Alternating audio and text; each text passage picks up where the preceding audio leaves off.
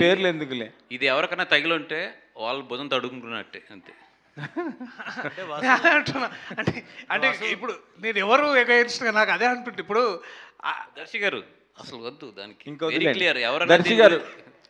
దర్శి గారికి ఒక question. Sir sir Bunny Vasu బ్యానర్లో చేయడం అనేది ఈ ప్రాజెక్ట్కి ఎంత హెల్ప్ అయింది అంటారు? ఫస్ట్ టైం ప్రొడక్షన్ వైజ్ నాకు అంటే హెల్ప్ సంగతి ఏమో కానివ్వండి, నేను చాలా నేర్చుకునే విషయాలు చాలా నేను తెలుసుకున్నానండి. ముందుగా నాకు వాసు గారి మీద అప్పుడు దాకా ఉన్న గౌరవం అమాంతంగా పెరిగింది. కారణం ఏంటంటే వారు సినిమా గురించి ఎంత తప్పిస్తారో నాకు అర్థమైంది. అంటే నేను ఇది ఇందాక మీరు వచ్చే ముందు చెప్తున్నాను, నేను 10 రోజుల నుంచి దాదాపు విజయ్తో పోటాపోటీగా పనిచేస్తున్నారు ఆయన. అంటే ప్రోడక్ట్ని పూర్తి స్థాయిలో డెలివర్ చేయడానికి ఇన్ టర్మ్స్ ఆఫ్ సౌండ్ కానీ మ్యూజిక్ కానీ ప్రతి డిపార్ట్మెంట్తో వారు కూర్చొని ఆయన 10 రోజుల నుంచి స్టూడియోలో పడుకుంటున్నారు. అన్నపూర్ణ స్టూడియోలో అక్కడ ఇంకో రూమ్ ఉంటుంది కదా, రూమ్ తీసుకొని అటు నుంచి ఇటు ఇటు నుంచి అటు ఒక 2 hours పడుకోవడానికి వెళ్తున్నారు, మళ్ళీ వస్తున్నారు. సో ఇన్ఫ్యాక్ట్ చెప్పాలంటే ఇప్పుడు మెలుహా అని ఒక బుక్ ఉంటుంది అమిష్ త్రిపాఠి రాసిన దాంట్లో శివుడి గురించి ఒక ఎంట్రీ ఇస్తాడు ఆయన. ఆ లెవెల్లో పనిచేశారు ఆయన. అంటే టీంని నేను బ్యాక్ అయితే నేను టీం ఎక్కడ డౌన్ అవుతారేమో అని టీంతో పాటు అందరిని ఉరికిచ్చి మార్నింగ్ 3 o'clock లేవండి అదొకటి ఉంది ఇదొకటి ఉందని. యుఎస్ ప్రింట్ అయిన తర్వాత కాస్త హీ వాజ్ లైక్ అమ్మాయి ఓకే ఇప్పుడు నెక్స్ట్ అని. ఇవాళ మార్నింగ్ నాకు తెలిసి ఆయన అబ్సల్యూట్లీ ఒక 4 గంటలు పడుకుని ఉంటారు సార్. సో ముందుగా ఆ విషయాన్ని ఒక నటుడుగా నేను ఒక లీడ్ యాక్టర్గా చూస్తుంటే నాకు చాలా అంటే I felt very proud of Vasu గారు. ఇట్లా ఎన్నో విషయాలు ఉన్నాయి, ఇది ఒక్క రోజని కాదు, 1.5 year నుంచి ఎన్నో చూసుకుంటూ వచ్చి లేదు ఇది ఒక లార్జర్ పిక్చర్ నేను చూశాను, దాన్ని ఎట్లయినా సరే అచీవ్ చేయాలనే వారు కష్టపడిన తత్వం అది నన్ను బాగా అంటే నేను ఫ్యాన్ అయిపోయాను ఆయనకి చెప్పాలంటే. సో ఇన్ఫ్యాక్ట్ నిర్మోహమాటంగా చెప్పాలంటే ఈ సినిమాలో ట్రూ లీడ్ ఆయనే అండి యాక్చువల్లీ. వీరు ఇంకా మిత్రమండలి ఇంకో 3 ఉన్నారు కదా, భాను గారు, కళ్యాణ్ గారు, తర్వాత సోము గారు, బెంచ్ మార్క్ నుంచి వీళ్ళు అండ్ విజయేందర్ గారు. They fought like a battle sir for this film and I'm so proud of you. Love you అన్న, thank you so much for this film. Thank you. Vasu గారు ఇక్కడ యాక్చువల్లీ ఇప్పుడు అంటే టాలీవుడ్లో ఇప్పుడు ఒక ఇష్యూ నడుస్తుంది. అంటే ఏం లేదు, మీకు తెలిసిందే హీరోయిన్స్ ఏం లేదన్న, హీరోయిన్స్ వర్కింగ్ సినిమా కూడా ముఖ్యం నాకు. సినిమానే మీకు తెలిసింది, ఎందుకంటే ఇది కొద్దిగా మీకు రిలేటెడ్గా ఉంటుందని నేను అడుగుతున్నాను. హీరోయిన్స్ వర్కింగ్ అవర్స్ గురించి మాట్లాడుతున్నారు దీపిక. అంటే యాక్చువల్లీ 2 సినిమాలు తప్పుకుంది, కాకపోతే మీరు ఇప్పుడు అల్లు అర్జున్ అట్ల గారి సినిమాలు కూడా చేస్తుంది దాన్ని. అంటే అక్కడ ఎలా చేస్తున్నారు వర్కింగ్ అవర్స్, ఎట్లా ఏంటి? లేదండి, అంటే ఎనీ సినిమా లాస్ట్కి వచ్చినప్పటికీ ఆల్మోస్ట్ ఇవి ఎనీ సినిమాకి కష్టం ఉంటుంది. దీనికి ఏంటంటే పాపం విజయ్ కూడా ఏమైందంటే షూట్ లాస్ట్ మినిట్ వరకు కూడా తను షూట్ చేయవలసి వచ్చింది. Because of combinations and dates ఇవన్నిటి వల్ల లాస్ట్ మినిట్ వరకు కూడా షూట్ చేయవలసి వస్తుంది. యాక్చువల్లీ పాపం మేము ప్రీ క్లైమాక్స్ షూట్ చేస్తున్నాం. అంటే లైక్ వాళ్ళు ముగ్గురు కలిసి నలుగురు కొట్టుకుంటారు ఈ అమ్మాయి వల్ల. చెప్పేసాను, సారీ డార్లింగ్. అది బయట కూడా జరుగుతుంది కదా సార్. అక్కడ అమ్మాయికి ఆ రోజు షూట్ చేసేటప్పుడు అమ్మాయికి 1 or 2 ఫేవర్ అడగకూడదు, కానీ అది తప్పితే సినిమా డేట్ మార్చుకోవాల్సి వస్తుంది. నేను ఆ రోజు ఎందుకు అప్పటి వరకు చల్లగా ఉంది, ఆ రోజు ఫుల్ ఎండ మొత్తం. అమ్మాయి 1 or 2 ఫేవర్తో వచ్చి నుంచుని చేస్తుంది అక్కడ. ఇంచుమించు పొద్దున్న 6 o'clock స్టార్ట్ చేస్తే సాయంత్రం 4-5 అయింది. అమ్మాయి నుంచోలేని పరిస్థితి. ఏం చేయాలి అక్కడ? షూటింగ్ ఆపాలి, డేట్ మార్చేయాలి. ఓకే, ఇంకొక స్టేజ్లో అది కూడా అనుకున్న అమ్మాయిని అడిగాను, అంటే నీకు ఏమైనా ఇబ్బంది ఉందంటే లేదు సార్ కంప్లీట్ చేసేద్దాం, ఇట్స్ బీన్ 1.5 year ఈ సినిమా, వద్దు కంప్లీట్ చేసేద్దాం అని చెప్పి అయింది. తర్వాత విజ్జు స్లోగా వచ్చి చెప్పాడు నాకు, నేను బయటకు వచ్చేసిన తర్వాత అన్న ఇంకొక 4 షాట్లు రూమ్లో మిగిలిపోయినాయి అని.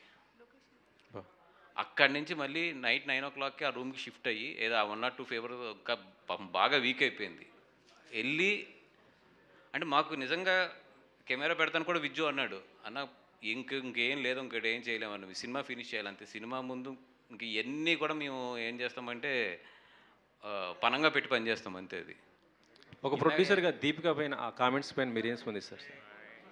ప్లీజ్ బ్రో, చిన్నోడిని ఇప్పుడు ఎదుగుతున్నాను, అంత పెద్ద నాకు ఎందుకు కాదు. ఇందాక నుంచి ప్రెస్ మీట్ జరుగుతుంది, ఈ ప్రెస్ మీట్లో వీళ్ళందరూ పార్టిసిపేట్ చేస్తున్నారు, వాళ్ళిద్దరే సపరేట్గా పార్టిసిపేట్ చేసుకుంటున్నారు. మీ ఇద్దరు ఏం సార్ ఏంటి ఇందా నుంచి ఏం జరుగుతుంది? ప్రసాద్ బెహ్రా అండ్ విష్ణు ఏంటి మీ ఇద్దరు జోకులు వేసుకుంటున్నారు, ఏం జరుగుతుంది మీ ఇద్దరి మధ్య అర్థం కావట్లేదు. ప్రసాద్ గారు వాళ్ళు ఇంకా క్యారెక్టర్లో ఉన్నారు. ప్రసాద్ గారు మీకే మొన్న ఈవెంట్లో మిమ్మల్ని జీవన్ ఎందుకు కొట్టాడు? జీవన్ ఎందుకు కొట్టాడు మిమ్మల్ని? సరదాగా కొడతాడండి ఆయన. ముందు నాకు మాట ముందు ఉంటుంది, ఆయనకి చేయి ముందు ఉంటుంది. కాకపోతే షాక్ అయ్యారుగా మీరు, పెద్ద షాక్.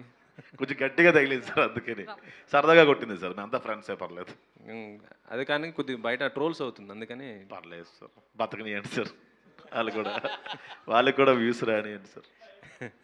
దర్శి గారు, అయితే ఇప్పుడున్న రోజుల్లో కామెడీ కూడా కొంతవరకు లైన్ తప్పుతుంది కదా, మీది ఎంతవరకు, అంటే ఈ సినిమాలో ఎంతవరకు ఆర్గానిక్ కామెడీ ఉంటుంది, యాక్సెప్టబుల్గా ఉంటుందంటారా? ఇప్పటికే కొన్ని రీల్స్ బాగా కొంచెం అర్థం కాలేదు, can you repeat it ma'am? Line తప్పుతుంది అక్కడి నుంచి. కొన్ని డైలాగ్స్ కావచ్చు, మూవీస్ కావచ్చు, కామెడీ పరంగా ఎట్లయినా సరే నవ్వించాలని చిన్నగా లైన్ తప్పుతున్న సిచ్యువేషన్స్ కూడా మనం సినిమాల్లో చూస్తున్నాం కదా. మీ సినిమా మొత్తం కూడా ఎంటర్టైన్మెంట్ కామెడీ బేస్ చేసుకుని వస్తుంది కథ కంటే కూడా.